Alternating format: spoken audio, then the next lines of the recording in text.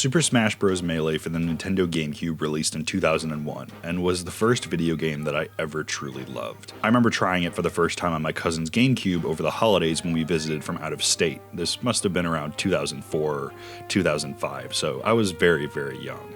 The thing that stuck out to me more than anything else was the roster. My dad had his own GameCube that he mostly played sports games on, but we did own a copy of Mario Kart Double Dash, so I at least recognized Mario and maybe also Pikachu, but everybody else was just a complete mystery to me. There was something so exciting about being introduced to this diverse cast of characters all at once, and every single one of them has their own game that they're from.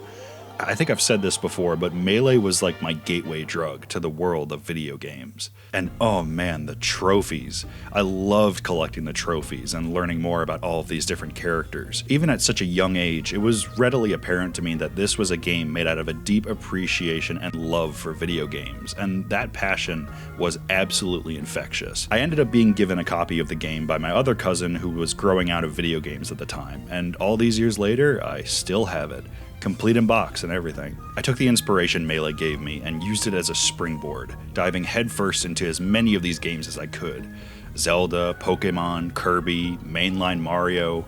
But even as I expanded my horizons and evolved video games from being a passing interest to a deep love, Melee would always find a way to pull me back in. Despite being a game with a strong multiplayer focus, there was plenty for me to do on my own. On top of unlocking all the characters, which for a kid like me with very limited internet access was quite the challenge. Gathering all of my beloved trophies and expanding my own personal video game encyclopedia, the modes on display here are just fantastic. Of course, you have classic mode where you face a series of varying opponents, much like the arcade mode seen in other fighting games, but for my taste, adventure mode is where it's at. You pick a character and trek through sprawling levels inspired by the games that the playable fighters come from. This mode, along with the trophies, really cements Melee as a crossover done with love and admiration for the source material it draws upon. Speaking of which, let's talk about Melee's roster. This was the final Smash game to include only first-party Nintendo characters, before Brawl introduced Sonic and Snake and things just went off the rails from there.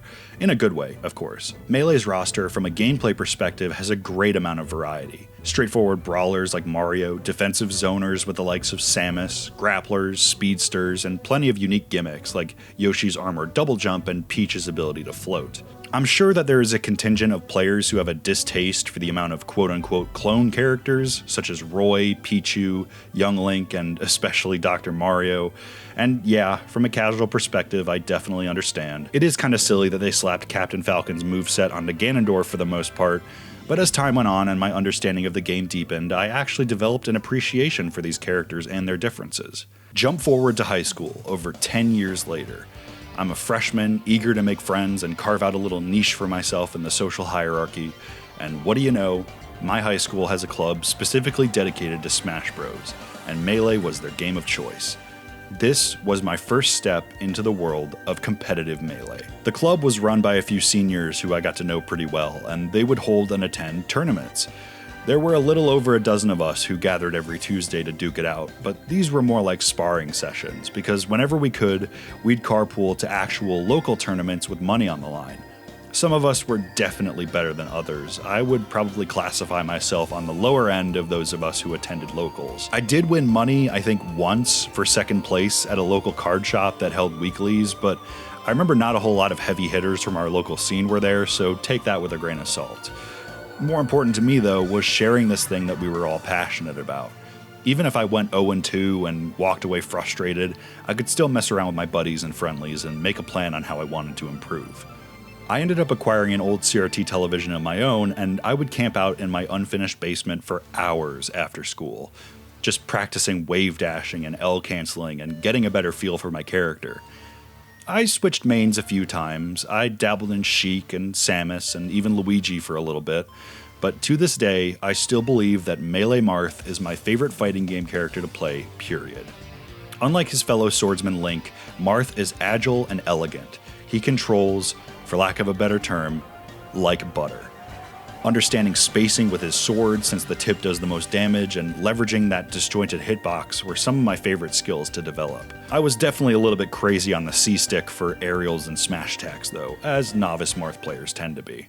Even though I wasn't great, it was always super exciting to go to a big tournament when one would show up in our area. The first big one I remember going to was Smash and Splash 2 in June 2016, where Melee had over 400 entrants. There were several top players in attendance, namely Hungrybox, who would go on to win the tournament with Jigglypuff, but the first person he played on that run to victory was actually me and my stupid little Marth in pools. Our first game, I vividly remember getting my ass kicked, but managing to take a single stock with Marth's down air spike. Man, I felt like the king of the world in that moment. And then he four-stocked me with little effort the next game to close out the set. I did not end up making it out of pools, and I also think I lost a money match to a different freshman from our high school club, but even still, I look back on those memories very fondly. The next big tournament I remember was Eden months later in December. I was a marginally better player, and I do remember having a bit more success. I was able to play against a few top players in friendlies and ask for advice, which was nice. The real memorable part didn't happen at the tournament, though. It happened at the hotel. So I was rooming with a bunch of older guys. I was 15 and they were 18. They were much better at the game than I was, but I also just thought they were cool and wanted to be friends with them. I get back to the hotel room we're sharing, and I see a shit ton of weed paraphernalia. Bongs, flour, the works.